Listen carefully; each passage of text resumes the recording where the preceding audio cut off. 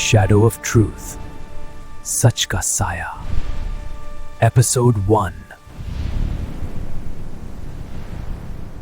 हर शहर में एक ताकतवर खानदान होता है और हर ताकतवर खानदान के पीछे छुपे होते हैं कई राज। रात गैर मामूली हद तक खामोश थी, जैसे शहर किसी आने वाले खतरे से बेखबर सो रहा हो।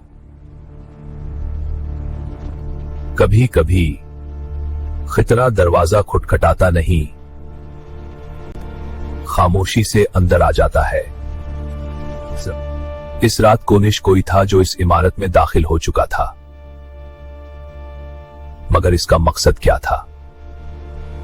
वो आहिस्ता आहिस्ता सीढ़ियां चढ़ रहा था, जैसे हर कदम के साथ मौत करीब आ रही हो। अंधेरे में छुपा वो साया खामोशी से किसी एक शख्स की तलाश में था। इस इमारत में सैकड़ों कमरे थे, मगर उसे मालूम था इसे कहां जाना है। और आखिरकार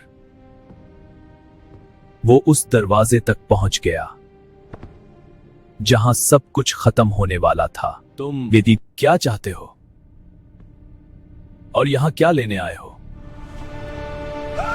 इस रात के बाद शुरुआत होती है एक ऐसे सच की जो अभी तक कोई नहीं जानता, और ये कहानी तो अभी शुरू हुई है। रात के सुनाटे में पुलिस की गाड़ियां कैंग बिल्डिंग के सामने रुकती हैं। खबर मिली है कि मिस्टर कैंग का कत्ल हो चुका है। पुलिस जब ऑफिस के अंदर पहुंचती है तो सामने एक होलनाक मंजर होता है। मिस्टर किंग जमीन पर बेहसो हरकत पड़े होते हैं। एक ऑफिसर फौरन आगे बढ़कर उनकी नब्ज चेक करता है और तब हकीकत सामने आती है। हरीन बहुत घबराई हुई होती है। वो जल्दी से अपने घर से निकलती है और गाड़ी में बैठकर अपने बाबा के ऑफिस की तरफ रवाना हो जाती है। जब हरीन ऑफिस पहुंचती है तो उसके सामने एक ऐसा मंजर होता है जो उसकी पूरी जिंदगी बदल देता है। उसके बाबा मिस्टर किंग। पापा, आप मुझे अकेला छोड़कर नहीं जा मिस्टर किंग सकते। की मौत अब एक बरासरार कत्ल बन चुकी थी। क्या आपको किसी पर शक है? नहीं, मुझे समझ नहीं आ रहा ये किसने क्या हो सकता है। इसी शहर में एक नया शख्स कदम रखता है। कोई नहीं जानता था कि इसकी आमद जल्द ही एक बड़े राज से जुड़ने वाली है। यहाँ कुछ राज छुपे हैं और आज मैं उन्हें जानने आया हूँ। कुछ राज कब्र में दफन नहीं होते, कभी कभी कोई खामोशी से सब कुछ देख रहा होता है। और आज एक अनजान मुस्कुराहट एक नया राज बनने वाली थी। जीहून हारिन के पास आता है।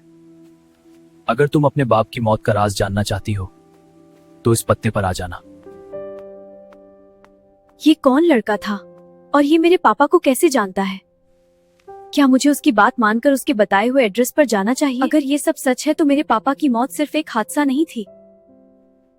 मुझे इस एड्रेस पर जाना ही होगा, शायद वही सच बता सके। अगली सुबह हिरन ने फैसला कर लिया कि वो इस बरासरार लड़के से मिलेगी।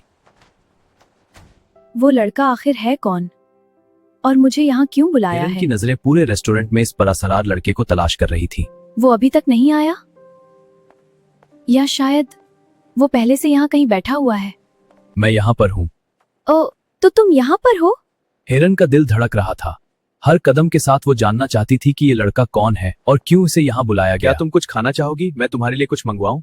नहीं नहीं, मैं कुछ नहीं लूंगी। ठीक है, लेकिन हारिन तुम्हें कुछ चाहिए हो तो बताना। रुको, तुम मेरा नाम कैसे जानते हो? मैं सिर्फ तुम्हारा नाम ही नहीं जानता, मैं तुम्हारे बारे में सब कुछ जानता हूँ, यहाँ तक कि ये भी जानता हूँ कि तुम्हारे पापा का कत्ल हो चुका है। लेकिन तुम इतना सब कैसे जानते हो? अभी मैं तुम्हें ये सब नहीं बता सकता। अभी हमारे लिए सिर्फ ये जानना जरूरी है कि तुम्हारे पापा को किसने मारा। वो शख्स जो भी है तुम्हारे आसपास है। तुम इतने यकीन से कैसे कह सकते हो? लेकिन मेरे पापा की किसी से कोई दुश्मनी नहीं थी। ये तो सच जानने के बाद पता चल ही जाएगा। और आज रात हम इसी बिल्डिंग में वापस जाएंगे जहां कत्ल हुआ था। 5 मिनट वेट करें, मैं अभी आ रही हूँ। ठीक है, अभी मैं चलती हूँ। आज रात हम बिल्डिंग के सामने मिलेंगे। ठीक है, मैं तुम्हारा इंतजार करूंगा।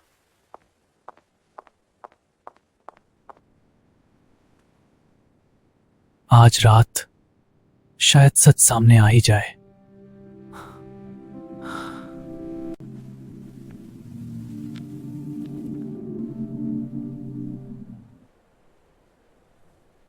मिस्टर कैंग अब ज्यादा देर तक सच छुप नहीं सकेगा। हेरीन को अभी तक ये नहीं मालूम था कि जीहोन इस राज के बारे में उससे कहीं ज्यादा जानता है।